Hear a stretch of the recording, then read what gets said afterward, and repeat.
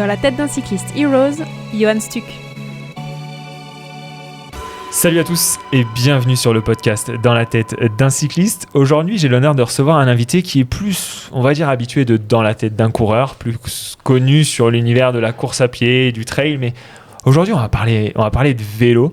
J'ai l'honneur de recevoir Johan Stuck qui est avec nous aujourd'hui quelques heures, parce que là, franchement, ça se précise. Le départ est très très tôt demain matin, quelques heures avant cette étape du Tour. La première question que j'ai envie de te poser, Johan, pour commencer ce podcast, pour emmener nos auditeurs, auditrices avec nous, pourquoi se lancer un tel défi ? Est-ce que tu as peur de cette étape du Tour ? Eh ben, tout d'abord, salut à tous. Ouais, forcément, il y a un petit peu d'appréhension parce que, comme tu viens de le dire, le vélo, c'est pas du tout mon élément, mais ça fait partie quand même de ma pratique pour mes entraînements. Ça me permet de faire du volume et de moins me casser, on va dire, en faisant que de la course à pied. Et je suis très content d'être ici à l'Alpe d'Huez. C'est vrai que j'ai fait Dans la tête d'un coureur, je crois que c'était l'épisode 2. Incroyable. Et là, Dans la tête d'un cycliste, je trouve ça génial. Écoute, ça me fait vraiment plaisir de te recevoir. On va parler de vélo, on va parler aussi de course à pied parce qu'on adore aussi ces univers de sports croisés, peut-être d'autres sports que j'ai pas découvert en préparant cet épisode, comprendre tout ton univers, comment tu fonctionnes et comment tu vas aborder un petit peu cette étape du Tour, Johan, pour comprendre ce qui fait qu'aujourd'hui on est assis face à face l'un à l'autre. Quand est-ce que tu découvres un petit peu ce sport de haut niveau, cette pratique du trail ? Est-ce que tu as toujours été sportif, Johan ? Alors non. Alors maintenant, ça fait quelques années quand même que je cours, que j'essaye de courir aussi à haut niveau depuis, on va peut-être dire, un peu moins d'une dizaine d'années. En fait, je mixe un petit peu entre le côté réseaux sociaux et le côté essayer de faire de la performance. Sinon, non, mon histoire est... on va dire pas la plus banale, mais il y a beaucoup de gens qui ont démarré de la même manière que la mienne, c'est-à-dire qu'en 2010, j'ai commencé à courir lorsque j'ai arrêté de fumer. Donc je fumais une 30aine de cigarettes par jour. Et depuis, j'ai perdu aussi 30 kilos. Donc tu vois, wow. C'est les 30-30, tu vois. Maintenant, les 30-30, je les utilise à l'entraînement. Mais les 30-30, c'était 30 clopes et 30 kilos en trop, parce que j'étais pas loin des 100 kilos. Wow. Et aujourd'hui, tu fumes encore ou... Non, j'ai arrêté de fumer. J'ai jamais refumé depuis. Et j'ai même plus l'envie, tu vois. Okay. Après, j'étais quelqu'un qui buvait énormément aussi. Je buvais tous les soirs. J'avais toujours des soirées de prévues tous les soirs. Il faut que je calme toujours un petit peu en ce moment, mais voilà, j'essaye de me réguler, tu vois. Par exemple, aujourd'hui, je pense pas qu'il y aura de gros apéros comme il y a la course demain, tu vois. Voilà. Donc, l'histoire a commencé comme ça. C'est super intéressant parce que, comme tu dis, il y en a plein aussi qui ont commencé comme ça. On a plein d'auditeurs, plein d'auditrices qui... Bon... Le vélo, c'est encore autre chose. On en parlait un petit peu tous les deux en off. C'est un sport qui se veut compliqué avec tout le matériel qu'il y a autour, etc. On va venir sur ces sujets-là. Mais en tout cas, la course à pied, que tu me dises, en 2010, je ne courais pas. J'ai décidé d'arrêter de fumer et je me suis mis à courir. Il y a cette perte de poids qui suit. Il y a cet aspect quand même sport-santé. Quel a été l'élément déclencheur de tout ça ? Le vrai élément, c'est qu'il y a une journée où j'ai plus eu envie de fumer, tout simplement. Comme ça. Ouais, c'est la matinée, j'avais pas envie de fumer, alors que pourtant, tu vois, 30 cigarettes, faut les enchaîner. En plus, à l'époque, j'avais 2 boulots en même temps. Je m'occupais d'une petite boutique de déco dans le centre-ville d'Avignon, et le soir, je fermais vite la porte et je partais... direct dans un petit village à côté pour aller faire des pizzas, parce que j'étais pizzaïolo le soir. Donc déjà, tu vois, j'avais une hygiène de vie qui était déplorable parce que je mangeais au resto à midi, je mangeais des pizzas tous les soirs. Et donc il faut vraiment les caler, les cigarettes, tu vois. Donc je les fumais dès le matin quand je me réveillais, même sous ma douche, tu vois. Ouais, c'est vraiment débile. Et derrière, ouais, j'ai première matinée, pas envie, l'après-midi, pas envie, le soir, pas envie. Bon,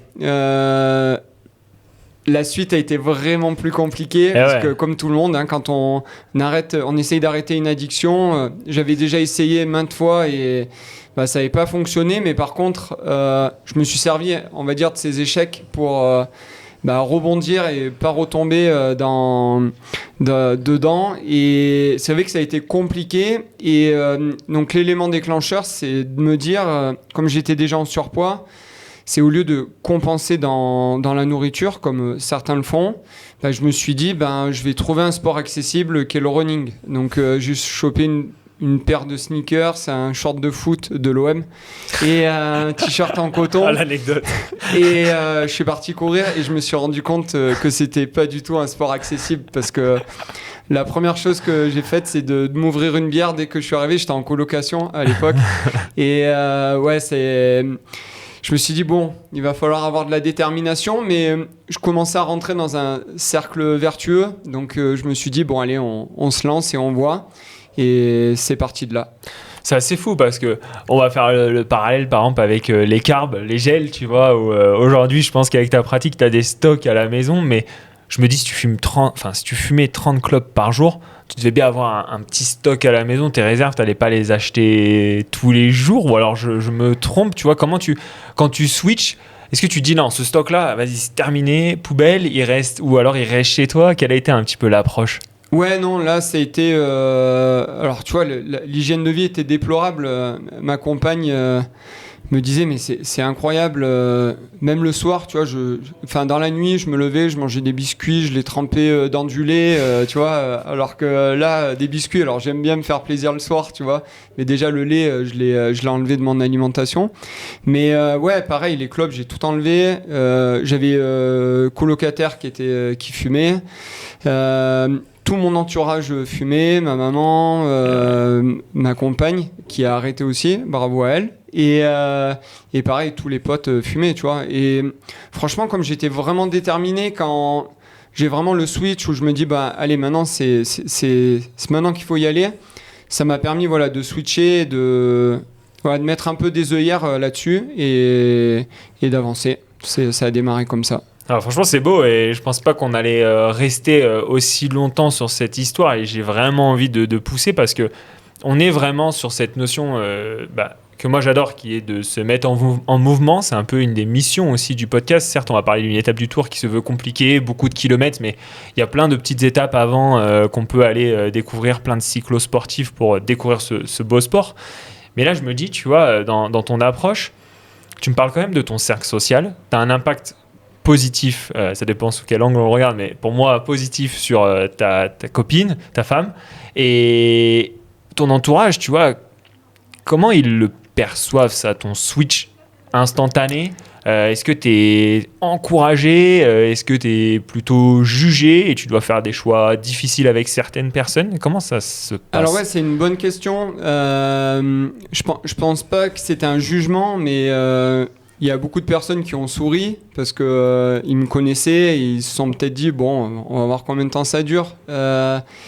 Et aussi sur ma pratique du running derrière alors je suis pas parti dans de la bigorexie, mais je me suis dit allez, je me fais 2 sorties par semaine, je vois où ça en est et puis je vais peut-être aller une fois par semaine à la salle de sport et voir un petit peu. Et où il y a eu plus de jugement, on va dire, c'est sur cette pratique qui a augmenté un petit peu. Et les gens se sont dit, ouais, c'est un petit peu bizarre ce qu'il fait, mais au final, ça marchait bien parce que j'ai commencé à perdre du poids. En allant à la muscu, c'était un peu pour sculpter, tu vois, on va dire retravailler le corps. Et derrière, en fait, c'est bien parce que j'ai switché, tu vois, d'une addiction à une autre, mais une bonne addiction parce que... Pour te dire, je suis content des fois quand j'ai une journée off d'entraînement et j'ai pas besoin d'y aller. Bon, là on est à l'Alpe d'Huez, donc j'aime bien faire du bi-quotidien, donc j'en profite. Tu vois, ce matin je suis allé courir, je vais peut-être aller rouler vers le col de Sarenne tout à l'heure, mais parce que j'optimise d'être ici et c'est super sympa parce que je connais pratiquement pas. Mais ouais, voilà, donc les gens ont plutôt souri au départ, ils se sont dit, je pense, bon, on va voir combien de temps ça dure. Bon, maintenant ça fait 16 ans, donc c'est pas mal. Ouais, c'est beau, mais c'est vrai que c'est ce que tu nous partages. Tu bascules d'une addiction que tu considères mauvaise, et je te rejoins, mais vers une addiction qui est bonne. Et malgré tout, tu as toujours, tu vois, des avis X ou Y qui disent quoi qu'il arrive, à partir du moment où tu es addict au sport, à ta pratique, c'est quand même négatif. Mais tu vois, ce que tu me partages, c'est de se dire je suis content d'un jour off, et j'ai l'impression qu'avec la cigarette, tu voulais pas de jour off, tu vois. Et du coup, ça fait très peu de temps qu'on échange et j'essaye de te découvrir de plus en plus, mais j'ai l'impression que tu as un profil quand même assez addictif dans la pratique. Est-ce que dans cette découverte de la course à pied, qu'est-ce qui t'a vraiment plu, tu vois ? Alors, ce qui m'a plu déjà, c'est de sortir, voilà, en fait, ça m'a aidé à changer pas mal de choses.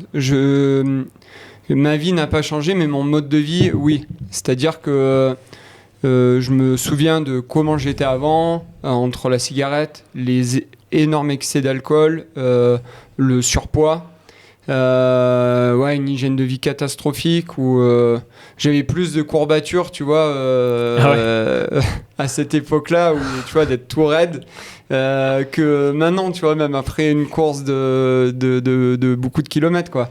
Et donc en fait je m'en sers et c'est vrai que ça a amené beaucoup de choses positives, c'est-à-dire que j'ai rencontré de nouvelles personnes, moins les collègues de bar, tu vois. Et non, c'est très vertueux, je le répète encore, mais donc j'ai rencontré des personnes liées au running au départ, qui m'ont accompagné aussi, c'était bienveillant, à l'inverse des collègues de bar. Et ouais, j'ai découvert les légumes, tu vois. Avant, je pensais que les pommes de terre, il y avait que ça comme légumes qui existaient. Mais et puis voilà, j'ai changé pas mal de choses et ça marche bien, tu vois. Aujourd'hui, j'ai 43 ans. Alors, ma montre me dit que je suis en dessous des 40. Donc, tu vois, ça fait toujours plaisir, tu vois, de voir ça. Mais non, ça m'aide sur pas mal de choses. Et tu vois, je suis plus réactif sur plein de choses. Et pareil, là, tu me demandais en courant. En courant, tu vois, ça me permet d'être beaucoup plus productif parce que j'ai beaucoup d'idées qui passent en tête et ça me permet après d'essayer de m'en souvenir aussi et après de les exécuter. Et je trouve aussi que grâce au running et aussi à la longue distance, on va dire aussi avec des entraînements durs, aussi des courses où j'ai mal réussi et qu'après j'ai réussi, en fait, ça me permet dans la vie d'être beaucoup plus réactif et d'être plus résistant. Donc, et de repartir, tu vois. Là, des fois, j'ai des petites galères, que ce soit au boulot, que ce soit sur la vie perso aussi. Ça permet de beaucoup plus relativiser et de relancer derrière, tu vois. Ouais. Comme demain, tu vois, il y a 3 cols hors catégorie. Je sais pas si au Galibier, c'est compliqué parce qu'il y a l'altitude et que ça grimpe un petit peu plus sur la fin. Tu vois, je vais relancer, je vais me refaire la cerise jusqu'au col du Lotaré et puis attaquer Sarenne comme il faut, tu vois. Enfin, j'essaierai, mais voilà. Je nous souhaite de ne pas avoir le vent de face. Hein. Ouais, parce que on en parlera peut-être, mais je l'ai fait en off il y a 10 jours. Ouais, c'est un sacré chantier. Ouais, mais clairement, on va aller sur cette partie vélo. Je trouve ça super inspirant et un grand merci sincèrement pour ce partage et aussi cette source d'inspiration, ce switch et comprendre la difficulté et la facilité sur certains aspects avant de basculer sur le vélo. Je pense que ce qui pas te définit, mais ce qui fait partie aussi maintenant de toi, et on le voit bien, ça a été cette transformation, c'est la course à pied. Quand on commence à pratiquer ce sport-là avec un surpoids, une hygiène de vie qui, comme tu nous le partageais, n'était pas spécialement bonne, est-ce que les blessures, elles arrivent ? Est-ce que tu as été confronté à ça ? Comment ça s'est passé ? En fait, je pense que j'y suis allé progressivement et c'est ça qui m'a permis de progresser rapidement et de ne pas me blesser. Donc, tu vois, l'enchaînement, un petit peu de muscu, 2 sorties par semaine, une plutôt courte la semaine, une un petit peu plus longue le week-end. Mon but au départ, c'était de faire un 10 km, tu vois.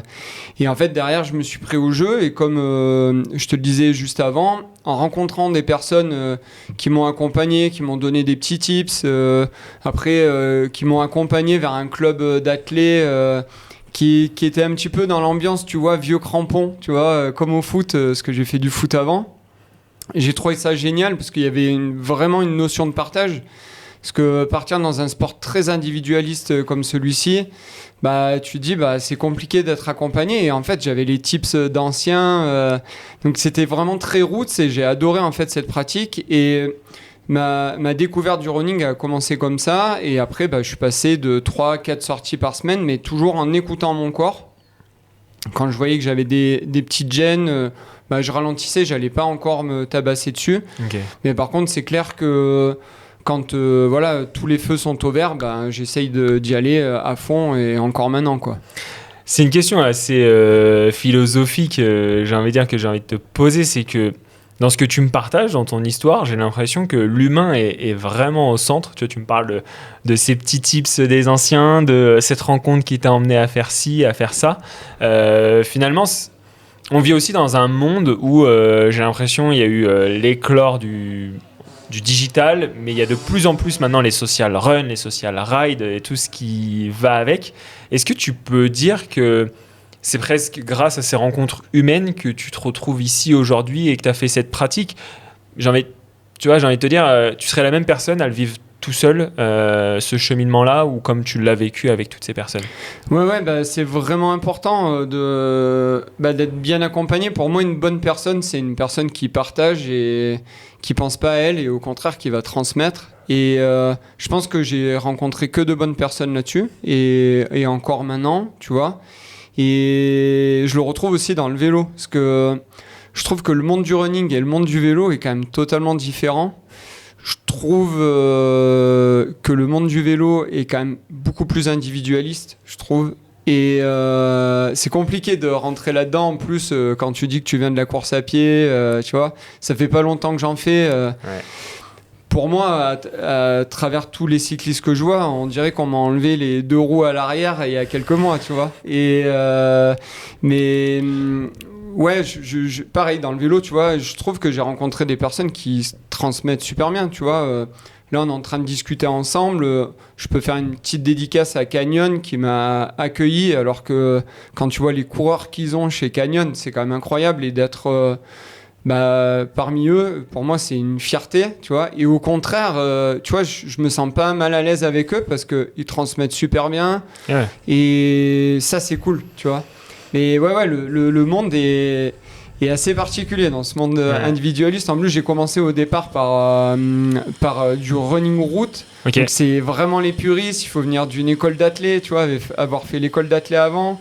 Moi, j'arrive, tu vois, comme ça, j'ai un peu je suis un peu l'imposteur, tu vois, là-dedans. Et c'est d'ailleurs quand j'ai commencé à faire quelques résultats que j'étais pas dans la veine de certains, tu vois. Et après, ce qui me fait sourire, c'est que la plupart ont arrêté et moi, je continue, donc c'est cool. Je suis le vieux briscard, tu vois. Alors bon, il y a Ludo Pomeré qui est nettement plus fort que moi et plus âgé, mais du coup c'est cool.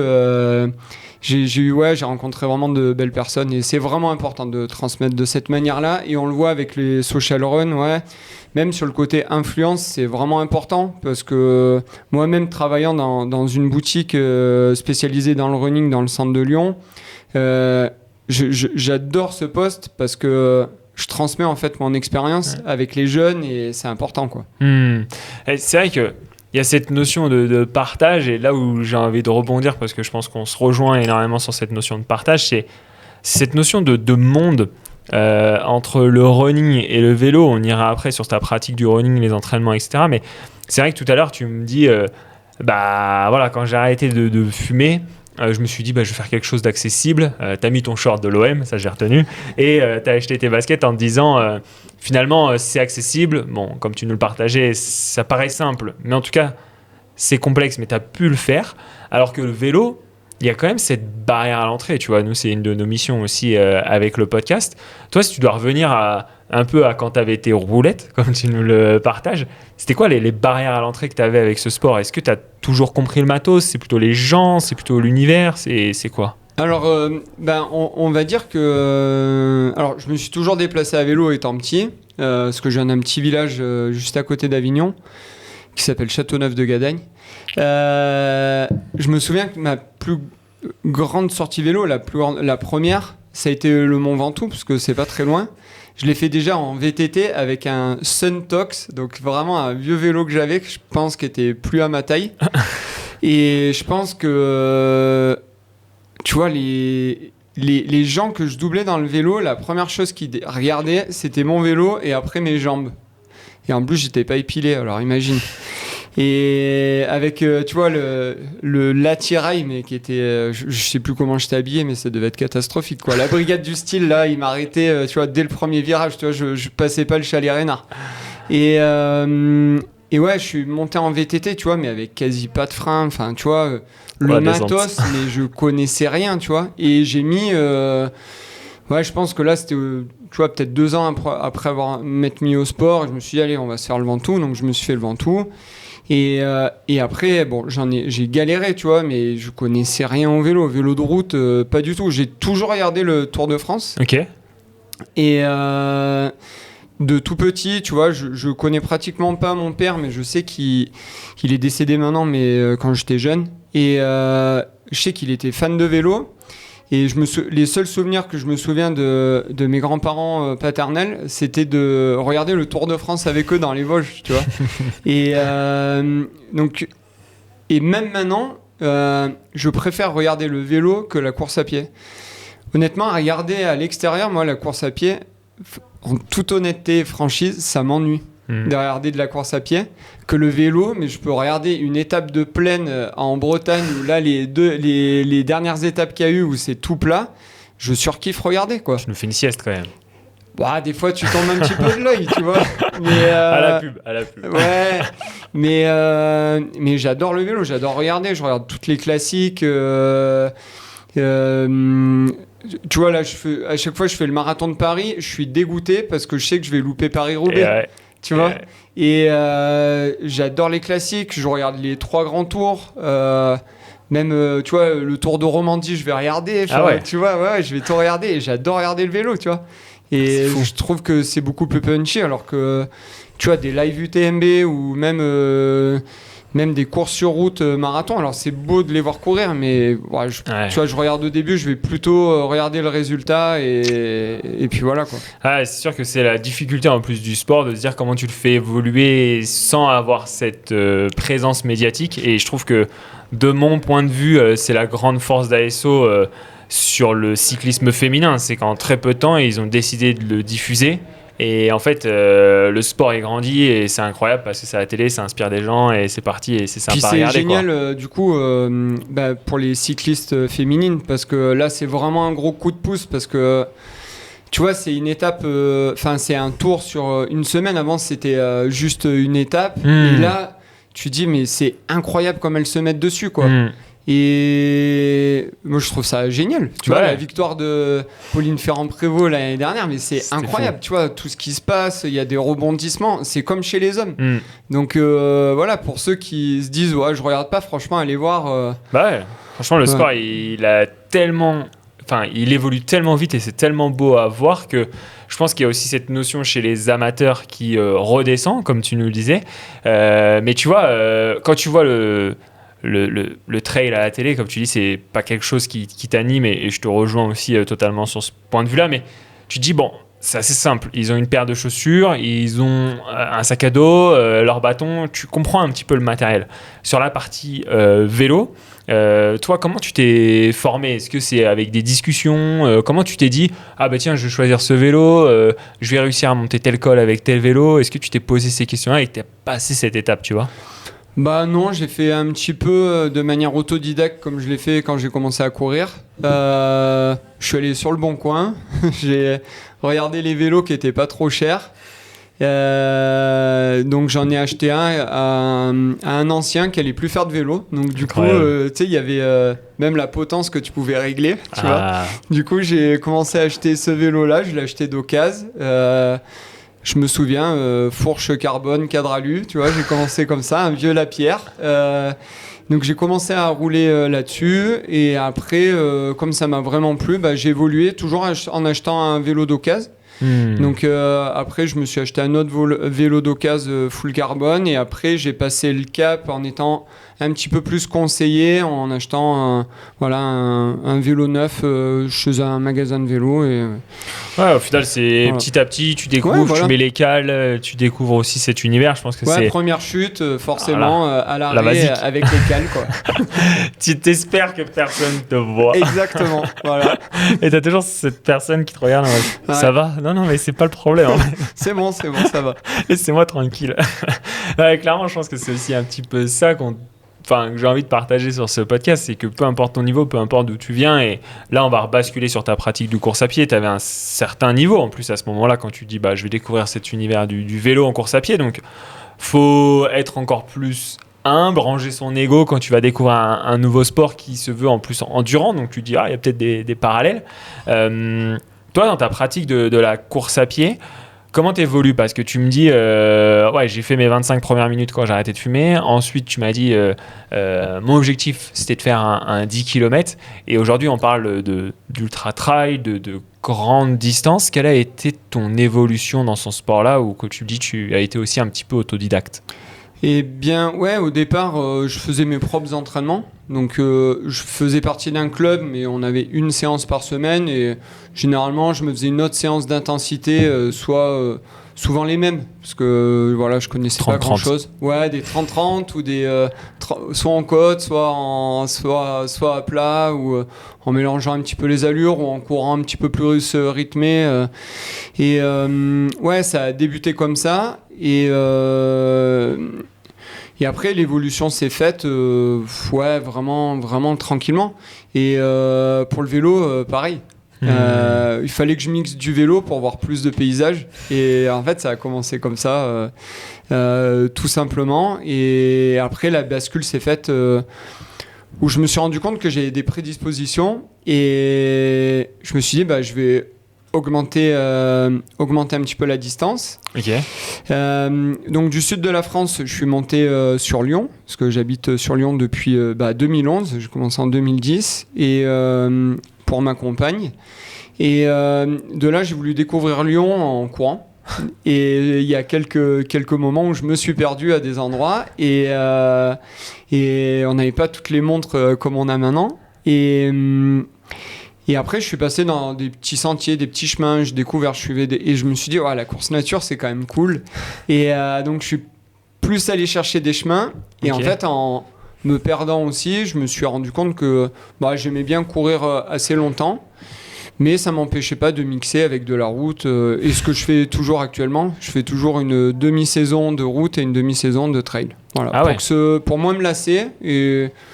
Et puis voilà, pour moi, je suis un coureur à pied, je suis pas un trailer ou un routard pistard. Donc voilà, je préfère mélanger tout, quoi. Et dans ta pratique aujourd'hui, est-ce que tu pars encore à la découverte en disant je vais peut-être me perdre, et tu te dis c'est le jeu de la séance aujourd'hui? Ouais, carrément. C'est ce que j'ai fait avant-hier, tu vois. Je voulais aller vers le lac Blanc, donc j'ai essayé de partir. On a eu de la chance, t'es revenu à temps pour le podcast. Bon. Et tu vois, du coup, ce matin, j'y suis retourné pour faire plus court. En plus, il y avait un segment Strava à aller choper. Et du coup, je vais regarder sur la carte, tu vois, pour aller découvrir. Pareil, tu vois, c'est dans le côté découverte. Je vais courir, j'ai une bonne condition physique. Je vais aller voir ce que c'est. C'est ce que j'ai fait à Lyon. J'ai découvert les Traboules, les deux collines qu'il y a autour, ce qu'il y a derrière, et j'adore découvrir comme ça. C'est comme ça qu'on découvre, quoi. Et à vélo, t'as la même philosophie? Ouais, ça m'est déjà arrivé, mais par contre là, des fois quand tu pars loin, quoi. Quand tu descends, ouais, c'est pas la même. Va falloir remonter là. Ouais, c'est sûr que c'est pas la même approche. Et aujourd'hui, dans ton approche de performance course à pied, le vélo, tu l'intègres de façon méthodique ou c'est plutôt un plaisir? Alors ouais, maintenant j'ai un petit peu plus professionnalisé aussi mes entraînements, donc je suis suivi par un entraîneur, Adrien Séguré, qui est avant tout un très bon copain. Et donc il entraîne des machines de guerre. Moi je suis un peu tu vois, de côté, tu vois. Il me prend pour le côté amical, on va dire. Et en fait, là maintenant c'est vraiment structuré. Donc le vélo, la pratique du vélo lors des entraînements, ça va être plus du travail de puissance, tu vois, du Jiménez par exemple, pour ceux qui connaissent. Du travail un petit peu d'intensité, tu vois, avec des blocs assez condensés, assez longs, sans rentrer, tu vois, sur du cardio très haut, mais plutôt de la résistance. mélangé avec de la fréquence. Donc voilà, ça fait un peu un petit travail de muscu. Donc plutôt sur le home trainer l'hiver. Et après, pendant l'été, tu vois, on part beaucoup en montagne et en famille. Du coup, j'aime bien faire du vélo, passer pas mal de cols. Et ce qui est bien de faire ça, c'est que tu travailles toujours ta puissance. Et puis ton endurance, et ta base, ton cardio assez bas, qui reste vraiment en endurance et qui est vraiment important à travailler, notamment pour du trail long. Et au moins, ce qui est bien, c'est que ça me fait des heures d'entraînement sans me fracasser, sans choc ostéo-articulaire. Donc l'un se complète bien. C'est vrai que, peut-être qu'on en parlera, mais la course à pied et le vélo, c'est vraiment totalement différent. Même si on travaille les mêmes muscles et que c'est de l'endurance pure, c'est vraiment différent. Quand tu fais que de la course à pied, que tu passes direct sur le vélo, tu n'as aucune puissance.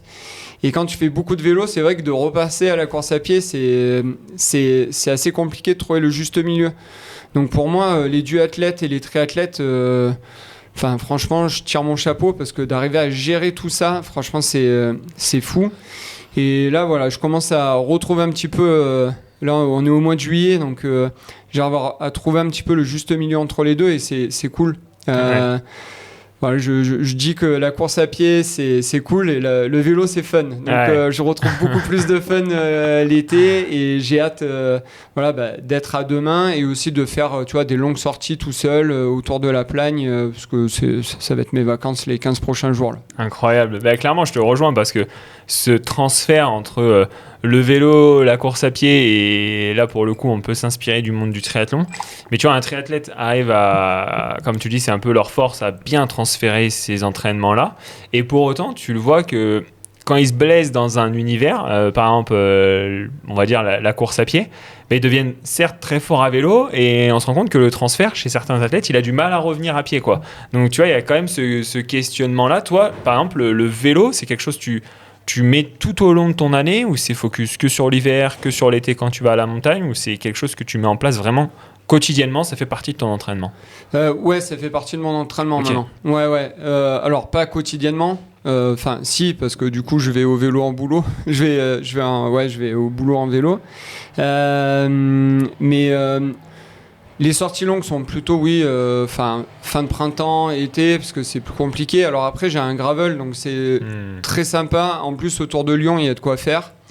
Donc j'ai de quoi m'amuser aussi pour rouler. Il suffit d'avoir un bon équipement. Et après c'est ça qui est le plus compliqué, c'est que moi je cours un peu après le temps parce que je suis à 39 heures au travail, je bosse aussi beaucoup à côté parce que j'ai quelques projets pro toujours dans l'univers du sport, donc ça me mange beaucoup de temps. Il y a la famille et après le vélo c'est assez chronophage, donc le temps de t'équiper et tout, donc je préfère aller sur le home trainer l'hiver, travailler de la puissance ou des fois au lieu de faire 3 heures de vélo dehors, je fais 2 heures de home trainer parce que du coup c'est le bon ratio entre les deux.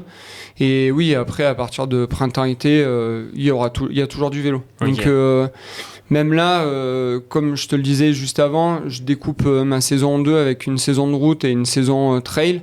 Même sur ma saison de route, il faut que je fasse du vélo pour aussi couper dans la tête parce que les préparations marathon, par exemple, c'est vraiment compliqué parce que t'as toujours de l'allure à mettre dans tes sorties. Tu as très peu au final de footing puisque tes sorties longues, il y a de l'allure spécifique marathon. Dès que tu veux faire un bon temps sur marathon, en fait, tu vas chercher encore plus loin. Tu as tes séances de vitesse. Donc c'est vrai, de mettre une séance de vélo au milieu, c'est top, quoi. Ça fait du bien. Ouais. Là, on retrouve le côté fun. Ouais, c'est ça. Et comment tu arrives à manager cette partie-là? Parce que tu vois, tu me dis 39 heures. En plus, si j'ai bien compris, du coup, tu es en magasin. Donc tu es quand même actif, tu es quand même debout. Il y a la famille, il y a les projets, il y a le sport. Quelle est l'organisation, on va dire, pour combiner tout ça, tu vois, pour que celles et ceux qui nous écoutent et qui ont des challenges au quotidien, est-ce qu'elle a été amenée à évoluer, ton organisation? Comment ça? Alors j'ai une super compagne, donc c'est tu pour vois. Ça. Ouais. Non, après pour moi la famille est important. Tu vois, c'est important pour moi quand même d'aller amener ma fille à l'école, tu vois, de profiter avec elle. Là par exemple, on est partis tous les trois sur l'Alpe et donc déjà, ma famille structure un petit peu tout. Je partage ce que je fais. Je dis les entraînements que je dois faire, tu vois. au moins tout le monde est au courant. On sait que là cet été je vais beaucoup charger. Alors c'est bien, on est tous enfin moi je suis 15 jours en vacances, ma compagne est en vacances tout l'été parce qu'elle travaille en école, ma fille est à l'école, donc là elle est en vacances. Donc ça me permet d'optimiser, de faire vraiment des gros blocs à ce moment-là. Après, tout est vraiment timé. Le boulot me donne mon organisation aussi, parce que je sais que de 10h à 19h, je peux pas faire de sport. Ouais. Et après, je m'entraîne très tôt le matin. Okay. Soit juste avant d'amener ma fille à l'école, soit ma compagne amène ma fille à l'école. Donc ça me permet d'avoir un petit peu plus de temps d'entraînement. Et ce qui est bien, c'est qu'à mon travail, j'ai une douche. Donc comme ça, je peux encore plus optimiser. Mais c'est vrai que mes journées sont ultra optimisées. Point positif, c'est que si le soir, je devais rentrer en transport en commun, je mettrais plus de temps en transport en commun qu'en courant en faisant du vélo. Parce que entre le nombre d'arrêts où il s'arrête, donc après, j'habite pas très loin non plus. Mais du coup, ça me permet de faire un petit bi-quotidien. Et à savoir que sur des périodes classiques, je suis à 15 heures, on va dire, d'entraînement par semaine. Okay. Et là, sur des périodes comme en ce moment, c'est 20 à 25, quoi. Donc, j'essaye d'optimiser à fond, quoi. Ouais, donc, ça commence à faire des gros volumes et on arrive sur cette étape du Tour. À un moment donné, j'ai envie de dire, il faut s'entraîner pour faire face à cette étape. Je le rappelle pour les auditeurs, auditrices qui nous écoutent, mais on est quand même sur 170 km, 5400 de dénivelé positif. Comment tu prépares, toi, une étape comme ça? Est-ce que tu l'as préparée spécifiquement ou c'est l'accumulation de ton entraînement qui vient être le résultat de ça? Non, là, tu vois, on parlait de partage encore. Là, je le partage avec un copain, avec Arnaud de sa mère. Donc, je pense que ça va être très drôle sur les routes de l'étape du Tour, tous les deux. En fait, la grosse prépa, je ne l'ai pas vraiment faite cette année. Quand je l'ai faite en off, là, il y a 10 jours, honnêtement, j'avais quand même peur parce que de me faire 3 cols dans la journée d'un coup. En plus, il faisait très chaud il y a 10 jours. Je me suis dit, on va bien voir. Donc, j'y suis allé en toute humilité dans le col de la Croix de Fer. Alors, ce qui est bien, c'est qu'il se décompose en 3 parties. Le Galibier, ça a été dur sur la fin parce que entre l'altitude et ça grimpe beaucoup plus sur la fin. Puis il y a souvent du vent. Donc, vous, tu as eu envie de prendre le tunnel là et pas monter oui, là. C'est vrai, c'est le fameux tunnel, mais il y a un garde devant. Interdit au vélo, mais quand t'es mort, t'es mort. Et du coup, toute cette montée, en fait, tu le vois, tu vois le sommet, mais tu vois que c'est loin aussi. Ouais. Donc, il y a eu la petite bascule et derrière, je me suis dit, plus que Sarenne. J'ai fait la haute route il y a 3 ans et Sarenne, je l'avais fait 2 fois. Je le trouvais facile, et il y a 10 jours pas du tout. Donc vraiment faut garder des forces et c'est passé. Donc après j'ai l'opportunité de pouvoir, grâce à Canyon encore, de pouvoir faire du gravel l'hiver. Donc ça m'a aussi permis de prendre un peu plus de force sur le gravel et de faire un peu plus de volume. Donc ça m'a aidé. Et un petit peu avant, je suis allé rouler plutôt dans les monts du Lyonnais autour de Lyon pour optimiser le temps. C'est pas l'école alpin, ça c'est certain, mais au moins ça m'a permis de me remettre dans la dynamique. Et je vois que là, d'avoir fait quelques cols avant cette étape, c'est important, quoi. Ouais. Ça t'a rassuré? Ouais, c'est rassurant. Tu vois, hier, j'ai fait mon petit run le matin et le soir, fin d'après-midi, je suis parti faire les 21 virages de l'Alpe pour voir un petit peu comment ça se passait. Ça m'a rassuré aussi, donc ça va. C'est bon, t'es en forme. Là, on va finir le podcast bientôt. Après, tranquille, non, tu m'as dit que tu voulais aller rouler après. Ouais, je pense que je vais aller juste à Sarenne un petit peu. Parce que ça sortira quand, là, le podcast? Dans 1 mois. Ah, bon, du coup, tout le monde l'aura fait. Mais s'il y en a qui passent par Sarenne... vous verrez que quand on arrive au col, c'est pas fini. Non. Parce que ça redescend, c'est ultra technique la descente. Ouais. Il y a des patchs de goudron de partout, on se croirait sur du gravel. Et après, il y a 2 petites remontées, faut pas oublier. Et elles font mal, ouais. Elles sont pas longues, c'est 1 km, 1,5 km, mais franchement, elles défoncent. Ouais. Et donc, je vais quand même aller revoir ça pour me remémorer ça. Pour faire rire Arnaud sur la dernière bascule. Écoute, ça va être, je pense, un beau moment. Et quand on affronte une étape comme ça, comme tu nous le partages, finalement, je plonge dans une réponse que je connais. j'avoue et j'annonce parce que tu me l'as dit un petit peu en off, mais toi, tu te prépares pas non plus à du dénivelé spécifiquement. Tu me disais sur du gravel, tu l'as fait un petit peu là à Lyon, mais d'école alpin, c'est vraiment différent sur les pourcentages. Est-ce que tu as optimisé, réfléchi ton matériel, ton groupe, ta cassette? Comment tu as abordé cette partie-là? Alors tout à l'heure, on m'a posé la question pour me demander le développement que j'avais. Et ben là, c'était vraiment c'était la colle. Feuille blanche. Ouais, pour moi, c'est alors le type de vélo que j'ai, ça, je le sais. J'ai un Aeroad de chez Canyon que j'adore. Il se pratique bien, on va dire, sur du plat comme en montée. Mais ouais, le ratio que j'ai, alors là, j'en ai aucune idée. Je sais que c'est un groupe Shimano, tu vois, mais En tout cas, en boss, il t'a suivi. il passe bien. C'est vrai qu'à un moment, des fois, tu cliques et tu dis bon, ben il y en a plus, tu vois. Là, tu dis, c'est peut-être un problème de batterie. Tu regardes derrière et tu te dis, non, c'est pas un problème. Après, j'ai le truc, tu sais, lié avec le compteur, ça bip quand t'es vraiment au fond, tu vois. Alerte rouge. Ouais. Et ouais, après, je pense que le développement est bon. Après, ouais, là-dessus, tu vois, je suis pas du tout le cycliste pur. Pour te donner un exemple, là, dans les descentes, je vais y aller mollo. Je vais me faire défoncer par tout le monde. J'espère que je vais pas les gêner, déjà. Mais non, je vais rouler doucement, tu vois, je veux pas prendre de risques et tout. Je suis pas un bon descendeur parce que voilà, j'ai pas appris. Là, pareil, il faudrait que, par contre, j'essaie de regarder des vidéos, des tutos sur YouTube, mais bon. Et après, ouais, côté matos, non. Après, quand je me sens bien sur le vélo, bien sûr, ouais, ça va, tu vois, j'ai fait quand même une étude posturale pour voir un petit peu, pour avoir moins mal, pour pas me blesser non plus, tu vois, je sais qu'il y a beaucoup de problèmes de tendons rotuliens à vélo, et puis même pour pas avoir mal au dos également. Mais non, après, mais par contre, ça m'intéresse, tu vois, d'en apprendre beaucoup plus, parce que là, dans le monde du running, par mon job, il faut que je sois au courant, tu vois, là-dessus. Et ouais, dans le vélo, pareil. Parce que des fois, moi, j'aime bien comprendre ce que j'entends. Et c'est vrai qu'il y a beaucoup de personnes qui parlent de ratio en parlant des dents, etc. Tu vois. Mais voilà, pour l'instant, je me suis pas lancé là-dessus. Et sur la stratégie de nutrition, est-ce que tu te sers de ton savoir que tu as avec la course à pied et tu l'appliques au vélo ou c'est différent tout ça? Ouais, alors ce qui est cool à vélo, c'est que tu as des moments où tu peux vraiment consommer. Alors qu'en course, suivant l'effort, c'est plutôt compliqué. Ce qui est bien à vélo, c'est que tu peux consommer beaucoup plus de choses. Enfin, moi, de mon côté, qu'en course à pied. Tu vois, je peux me permettre d'aller m'arrêter dans des boulanges. En course à pied, j'irais moins le faire, tu vois. Mais je vais rester sur un ratio un petit peu comme je fais lorsque je fais de l'endurance.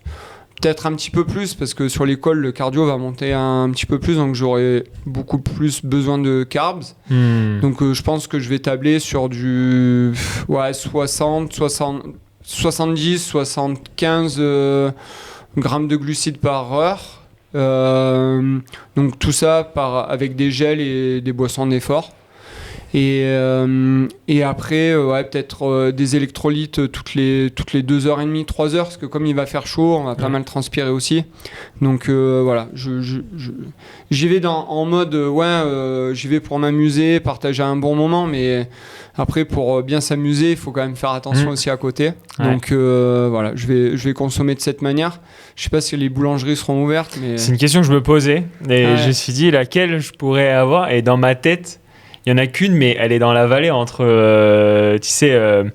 avant le télégraphe, entre la Croix de Fer et le télégraphe. Ouais, c'est vrai. Là, il y en a une, mais c'est un peu tôt quand même pour manger un sandwich. Qui est, par contre, super loin. Ouais. C'est juste avant d'attaquer les tunnels avant avant Sarenne. C'est vrai. Là, c'est une solution, mais c'est vrai que c'est peut-être un petit peu tard. Ouais, c'est ça. Ouais. Bon, on va regarder ça sur Google Maps. Et clairement, sur cette partie nutrition, tu me parles aussi un petit peu d'électrolytes.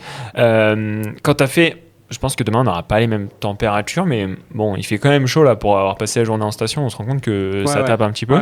L'hydratation, quand tu as fait la Rocco, je pense qu'il faisait peut-être 10 à 15 degrés presque de plus. Tu l'as vraiment ressenti, cette partie hydratation? Ouais, il faisait vraiment très chaud. Quand t'es... Alors, sur cette étape-là, quand même, il n'y a pas beaucoup de... Il n'y a pas des longues zones de transition parce que, tu vois, le départ de Bourdoisan, on a quasi direct, je crois qu'on a 7-8 km de plat. Et après, on attaque une sorte de faux plat et on rentre dans le col de la Croix de Fer. La descente, après, est un peu compliquée. Donc là, moi, je vais faire vachement gaffe de ce côté-là. Ouais. Mais ce qui est cool, c'est qu'il y a pas mal de fontaines. Il y a pas mal de ravitaux aussi. Donc ça, c'est sympa. Et après, ouais, quand tu redescends, tu vois, Croix de Fer, ben, la liaison, elle se fait quand même assez rapidement jusqu'au pied du télégraphe. Et à Valloire, t'as un petit peu d'eau, mais après... À Valloire, on peut trouver à manger à Valloire. Ouais, c'est vrai qu'on peut trouver une boulange. Ouais, c'est vrai. Un petit tour. Et après, il faut vraiment optimiser, tu vois, sur ces moments-là où...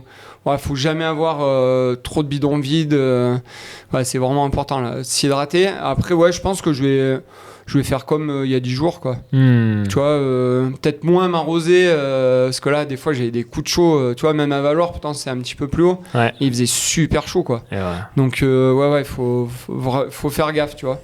Et là, le vélo, je pense que ça te rattrape encore plus qu'en course à pied. C'est que quand tu as vraiment le coup de bambou, pour revenir dedans, c'est pas comme en course à pied, quoi. Ça fait mal. Ouais. Là, tu sais plus où t'es, quoi. Clairement, et puis t'as les descentes, faut que tu restes encore lucide. T'as l'impression que t'es à 300 watts, mais en fait, t'es en dessous de 100, quoi. Tu regardes plus le compteur, tu l'éteins. Ça, t'as la lumière rouge du DI2, t'as tout. T'as tous les signaux. Et est-ce qu'aujourd'hui, tu vois, par rapport à ce que tu me partageais à un moment donné dans le podcast, tu me disais, il y a quand même une différence d'univers dans le running et dans le cyclisme. Les cyclistes, c'est quand même individualiste, et quand tu dis que tu es un runner, c'est compliqué.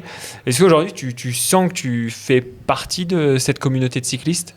Je pense pas, honnêtement. Non, mais en fait, pour moi, ça fait très pro dès le départ, tu vois. Ça fait un sport très élitiste. Et moi, ça me fait un peu peur, tu vois. Et même je le vois sur le comportement de certains. Et voilà, mais après, moi, ça m'intéresse, tu vois, de rentrer dans ce monde-là, parce que on en parle depuis le début, c'est un sport que j'adore regarder à la télé. Tu vois, je vois même des personnes sur les réseaux sociaux qui partagent super bien. D'autres un peu moins, tu vois, où ça fait pareil, ce côté élitiste, inaccessible. Et non, au contraire, il faut démocratiser un petit peu ça. Et là, c'est cool parce qu'on a plus de 15 000 personnes qui sont inscrites. Ouais.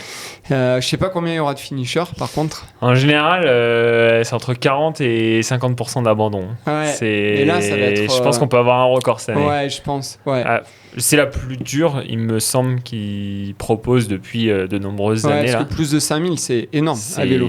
C'est beaucoup. c'est courageux de leur part. Mais du coup, pour finaliser la réponse, ça m'intéresse vraiment de rentrer dans ce monde-là, parce que c'est chouette quand même. Le vélo, c'est très stylé. J'aime bien. Tu vois, même les marques qui sont tout autour. Tu vois, moi, je suis fan de montres. Autour, je trouve ça très beau, notamment avec l'équipe Tudor, par exemple. Tu vois, l'équipe Alpecin, elle est super classe. Bon, après, ils ont le plus bel athlète au monde, mais ouais. Tu vois, je trouve que ça se développe énormément, le vélo, et c'est beau, hein. Tu vois, en passant sur le salon, pour moi, c'est un musée, tu vois, quand tu passes à travers les marques de vélo qu'il peut y avoir, tu vois, tu rentres dans le bloc de chez Canyon, c'est un musée, quoi. Quand tu vois les vélos, c'est incroyable. Et non, ça m'intéresse de plus en plus, peut-être faire de la longue distance, me perfectionner aussi, notamment sur les descentes, avoir un meilleur coup de pédale aussi, parce que je mets beaucoup de force sur les pédales, tu sais, quoi. Ouais. Et tu vois, je pousse comme je suis bête, et je pousse très fort. Et donc, voilà, il faut que j'apprenne pas mal de trucs. Voilà. Tu penses que les prochaines années, là, les 5 prochaines années, si on doit enregistrer un nouveau podcast ensemble sur l'étape du Tour 2031, tu serais quel type de sportif, de cycliste, d'humain même, j'ai envie de te dire? Je pense que j'aurais pas changé beaucoup de choses. Je pense que côté course à pied, je vais rester sur des distances de 40-50 km, parce que ça me va très bien, sur des formats un petit peu punchy, ou des 80 km très roulants, comme l'Eco-Trail de Paris que j'ai pu faire avant. Là, j'ai fait la MCC l'année dernière, donc 40 km, ça s'était bien passé.